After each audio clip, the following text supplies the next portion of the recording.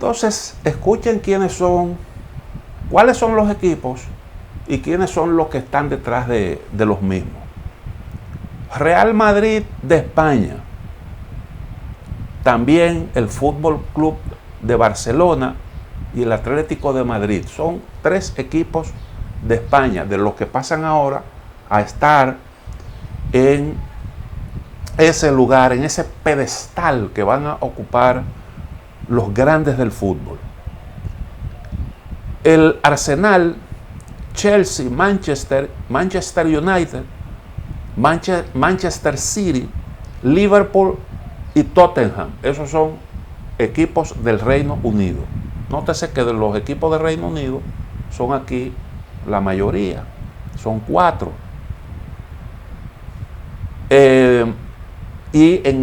Por parte de Italia están entonces el Inter, Milán y Juventus. Son 3. Echemos entonces un vistazo a los propietarios de los equipos. España. Ya dijimos que entre esos equipos está el Real Madrid. ¿Quién es el dueño del Real Madrid? Es Florentino Pérez. Florentino Pérez es español y la cara visible de todo eso que se acaba de hacer, porque a él lo han escogido como el presidente de ese gran evento que se acaba de crear. Y ya les voy a contar quiénes son los vicepresidentes. Pero este señor es el presidente del grupo ACSSA, que es una empresa ligada al sector de la construcción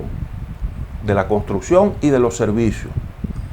Una constructora española creada tras la fusión de Ocisa, fundada en 1942, que agrupó a todas las empresas de los bancos hispanoamericano y Urquijo, y Construcciones Padrós, fundada en 1968, que dio lugar a OCP Construcciones en 1992 y posteriormente fusionadas en 1997 con Ginés Navarro Construcciones, fundada en 1930, y Vías, fundada en 1928, ambas controladas por las familias March.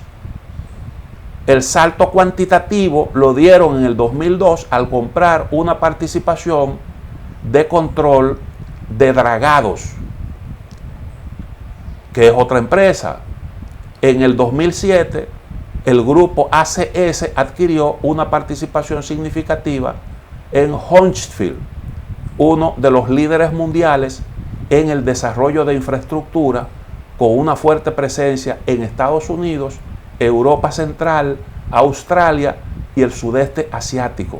Esta operación proporcionó al grupo ACS una plataforma para acelerar su expansión internacional. O sea, es una gran empresa. Y este señor, que es el presidente del Real Madrid, pues es el que va a presidir eso que se acaba de crear. El Atlético de Madrid tiene como accionista mayoritario a la familia Gil Marín, que es el heredero de Jesús Gil, que fue alcalde de Madrid. Miguel Ángel Gil Marín, que es el presidente del equipo, en el 2004 fue condenado por el Tribunal Supremo de España a 1 año y medio de prisión por cometer junto a su padre el delito de estafa contra el Real Madrid, contra el equipo. Tiene un segundo accionista esta franquicia, que es Idan Ofer, que es un multimillonario israelí que adquirió la participación de la empresa china Wanda. La empresa china Wanda es la que da el nombre precisamente al estadio de este club. Ofer es el heredero de un imperio naviero e industrial que se ha enriquecido gracias a las privatizaciones en su país. Y cuando adquirió esas acciones, él habló claro y dijo que él iba detrás del negocio de la publicidad y detrás del negocio de las transmisiones. Claramente lo dijo. Para él, el negocio es primero que la actividad deportiva como tal.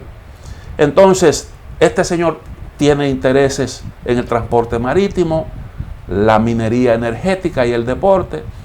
Es el fundador de Asian Pacific Shopping y es el director de Quantum Pacific Group, una sociedad de cartera. Es accionista mayoritario de Israel Corporation, que cotiza en Bolsa de Valores de Tel Aviv, así como de Kenon Holding, que cotiza en la Bolsa de Valores de Tel Aviv y en la de Nueva York. El Barcelona, otra franquicia española.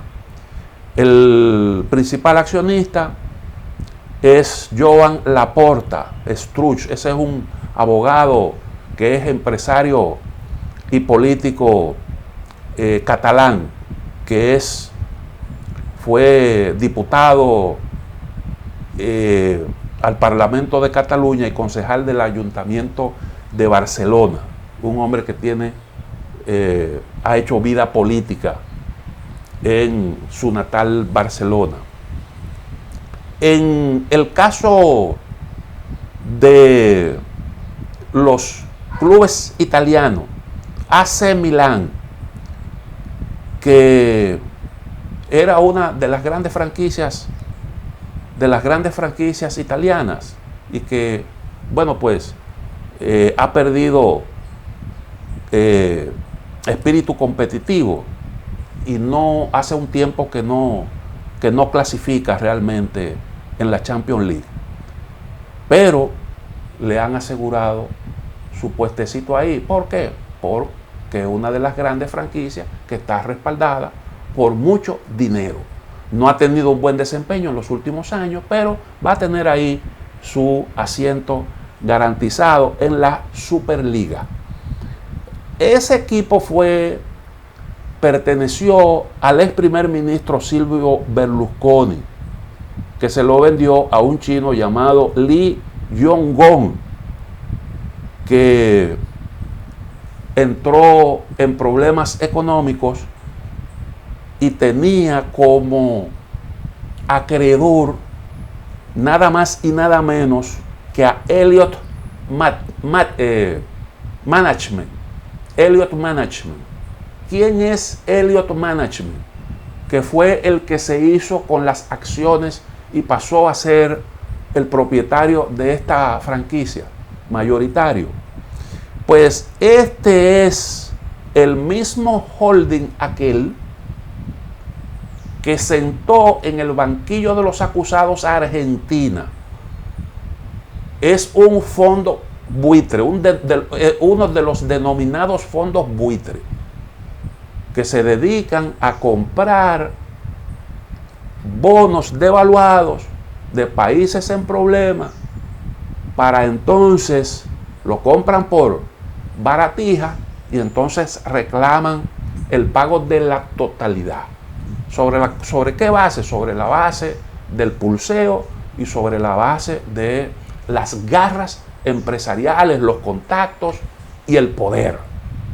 Y eso fue lo que hizo esta empresa, que es propiedad de Paul Singer. Sentó a la Argentina en el banquillo de los acusados y consiguió una sentencia. Y Argentina se vio privada de hacer lo que la mayoría de los países venían haciendo: renegociar su deuda mediante un mecanismo que se ideó en los años 80, cuando muchos países tuvieron problemas para hacer frente a sus compromisos externos. Pero en el caso de Argentina, por problemas políticos, porque se trataba de un gobierno presidido por Cristina, se vio ese país imposibilitado de hacer uso de lo que todos los países habían utilizado hasta el momento para aliviar la carga de la deuda. Entonces, esa es una empresa que se creó en el 77, un fondo de inversión con un capital de $1 millón y a la fecha tiene más de 23.000 millones de dólares de capital. Y ese es el dueño de esa franquicia italiana. Juventud de Turín, otro equipo que es al que pertenece la estrella del fútbol, Cristiano Ronaldo. Está controlada la franquicia en un 64% por Exor NV, que pertenece a la familia italiana Agnelli. Ahí hay todo el dinero del mundo, porque esa familia Agnelli tiene importantes inversiones en Stellantis NV, que tiene que ver con comercializa las marcas como Fiat, Alfa Romeo, Lancia, Maserati, Albat y FCA en Italia, Jeep, Chrysler, Dodge, es decir, grandes realmente empresas. Eso es todo un poder económico lo que hay ahí. También tiene inversiones en CNN Industrial, que a su vez es propietaria de Iveco y también de la revista The Economist, la influyente revista The Economist. Y ese es el que ocupa Andrea Agnelli, representante de esa familia, miembro de esa familia, es el que acompaña al español que ya les mencioné como vicepresidente de la Superliga. Ese señor. Ya ustedes saben cuál. Esa decisión ahí no es muy fácil de revertir, aunque hayan gobiernos que estén ahora rezongando. Pero la decisión está respaldada por un tremendo poder económico. El Inter de Milán, propiedad de Suning Holding, del multimillonario chino Zhang Jindong, cuya fortuna supera los 7.000 millones. Suning.com es una de los mayores portales de comercio electrónico en China. Estoy citando aquí unos datos que aporta en un importante trabajo publicado por Diego Larroux en un medio español que es un medio español digital, y algunos datos yo los tomé de los inversionistas que están detrás de estos equipos. Algunas informaciones las tomé de ahí. Debo, lógicamente, dar el crédito. Entonces, el Inter de Milán, decíamos que estaba en manos de ese empresario chino, que es uno de los mayores, el dueño de uno de los portales de comercio electrónico más grandes que tiene China. Es un gran multimillonario que ha invertido en ese equipo italiano. Luego, los equipos de Gran Bretaña, Manchester United, está controlado desde comienzos del 2000 por la familia Glazer, quien actualmente ostenta el 75% de las acciones.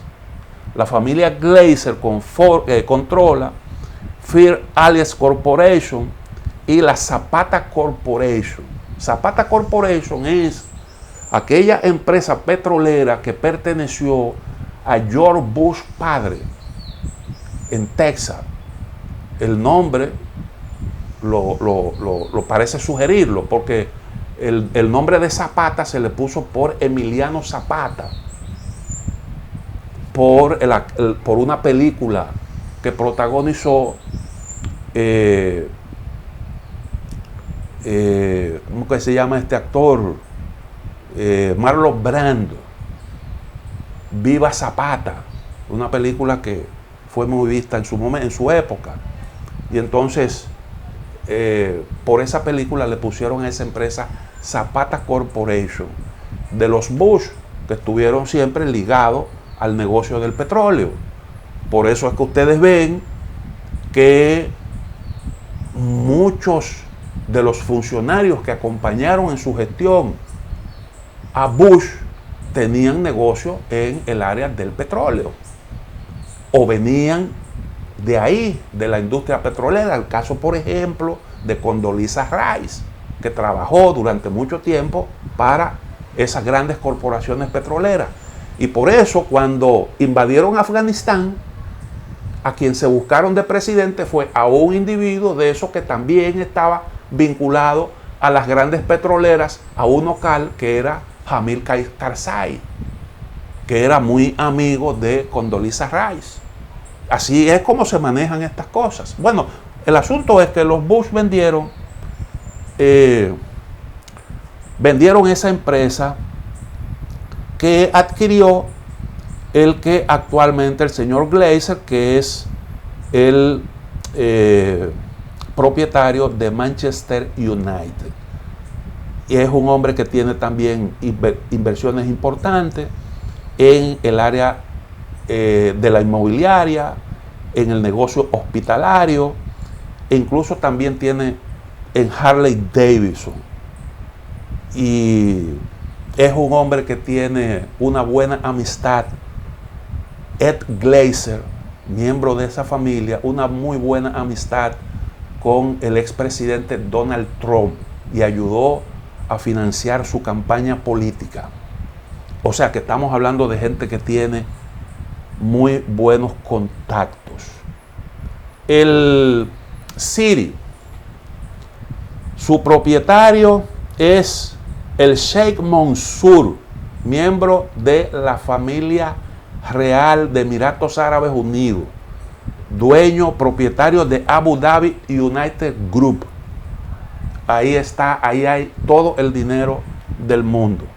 El Chelsea es propiedad de Roman Abramovich. Roman Abramovich es un mega rico de origen ruso que hizo su fortuna en aquellos tiempos turbulentos que siguieron a la caída de la Unión Soviética, y se alzó ahí con unos activos incluyendo la petrolera Sibneft. Sibneft. Sib es por Siberia, Neft por petróleo, o sea, petróleos de Siberia. Una empresa que después vendió por muchos millones. Tiene muchos recursos. El Liverpool, su propietario desde 2010 es Fenway Sport Group, una compañía que nació a principios del siglo para adquirir la franquicia de béisbol de los Boston Red Sox. Está dirigida la compañía por John Henry, un multimillonario que pues se manejó siempre con éxito en las bolsas de valores de Estados Unidos. Ese es un hombre de Wall Street. El Tottenham, propiedad de Eni Group, un fondo liderado por el británico Joe Lewis, que bueno, pues tiene inversiones en distintos equipos. Tienen negocios en el área del fútbol, negocios importantes. Entonces, todas esas, todo ese muñeco que se ha armado ahí va a contar con el respaldo financiero, nada más y nada menos que de JP Morgan. Ese gran capital es el que acaba de darle la vuelta al fútbol, es el que acaba de tomar por asalto el fútbol para convertirlo en un jugoso negocio para su propio beneficio, independientemente de las reglas, de los principios que han orientado siempre esa actividad deportiva. Eso es lo que hay ahí. Hay un problema como les decía, y es el impacto de la pandemia en el deporte. Porque recuerden, la pandemia ha venido a complicarlo todo. Como eso ha generado tantas pérdidas, por ahí se quieren cobrar. Naturalmente, el problema no es solo la pandemia, porque la discusión hace tiempo que estaba planteada, hace tiempo que vienen acariciando eso. Fíjense que cuando se compró esa franquicia británica, Manchester United, esto es importante, ahí se produjo una reacción negativa y se creó una nueva franquicia que fue el producto de una iniciativa de gente que se disgustó con esa compra. ¿Por qué? Porque ya se veía a lo que venía ese inversionista. Y entonces hubo gente que reaccionó indignada y formó un equipo diferente. Y ahí intervinieron, como le dicen allá, muchos hinchas que tenían algo que invirtieron ahí, crearon esa nueva franquicia. Porque ya se sabía, el adquiriente dijo claramente cuál era su interés y lo ha estado haciendo. ¿Qué ustedes pueden pensar? ¿Qué se puede esperar de un individuo como ese, dueño de ese fondo buitre, Paul Singer, que es un hombre que ha acumulado fama haciendo ese tipo de cosas? Él compra empresas en dificultades para entonces después canibalizarlas, hacer negocio. Y como les dije, aprovecha circunstancias, países en dificultades, para ir entonces de oportunista y pues aprovecharse, convertir en oro la carroña. Ese es un carroñero, literalmente. ¿Qué se puede esperar de un hombre como ese? Eso que se está haciendo ahí. Vamos a la otra pausa y volvemos en breve.